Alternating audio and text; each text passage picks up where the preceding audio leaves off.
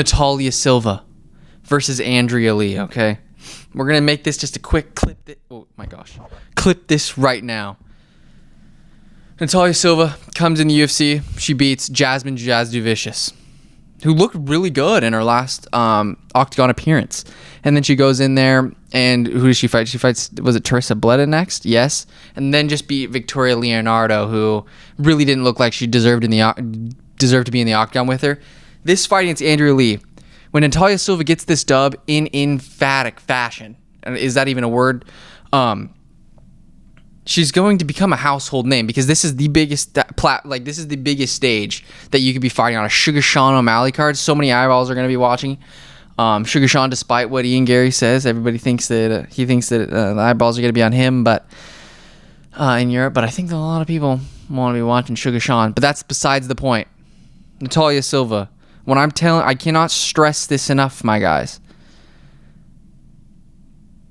She is the most impressive fighter in the entire UFC. Like, when you want to watch MMA, I've already said this before, when you want to watch MMA, if you're trying to get somebody to enjoy mixed martial arts, sit them down and watch a Natalia Silva fight, because the left side of her body, like I've said on multiple occasions, is a cyborg. The left hook, clean. Her lead head kicks, her lead body kicks, you never know where anything's coming. Nothing's telegraphed at all. And you can't take her down because she has hips of iron and can stuff any takedown. Also, she'll scramble. She'll get into an advantageous position in her own grappling. Like, she'll sweep you like Teresa Bleda just tried to do the grappling Dagestani style and see how that would work on a really good striker. And we got to see Natalia Silva tested, and she passed the test with flying colors. And then what did she land that did she land a knee? Or no, she landed that spinning face kick while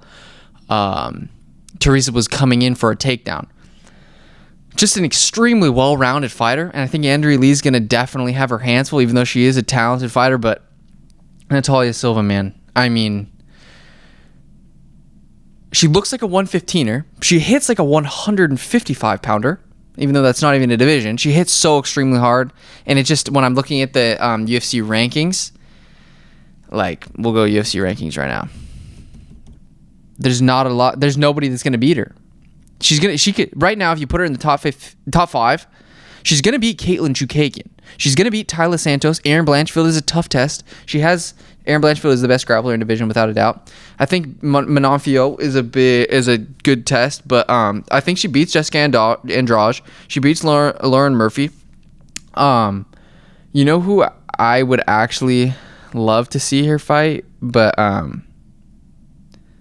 that'd be a sick super fight, is Tatiana Suarez versus our girl Natalia Silva. But dude, tune in, baby, because she's going to put on a performance that's going to blow your socks off, just like she did in her UFC debut, and she's continued to do that in her other two fights. I mean, I don't have enough good things to say about Natalia Silva. And when I know that I'm a little bit I really jumped the gun in terms of people who I think are going to touch gold, and I really kind of try to sell it, even though it might not be that realistic. But I've never been more confident in a prospect in saying that they'll touch gold than Natalia Silva. She only has room to grow, man, and she's still so young. But when we're talking about how deep the UFC is, the fact that Natalia Silva is not ranked yet just really goes to show how much this sport is growing, and it's growing rapidly, and there's going to be more people like Natalia Silva. But Natalia Silva, do not be surprised if this woman goes down as the most exciting woman fighter to ever step into that octagon. Boom, you heard it here first. But next.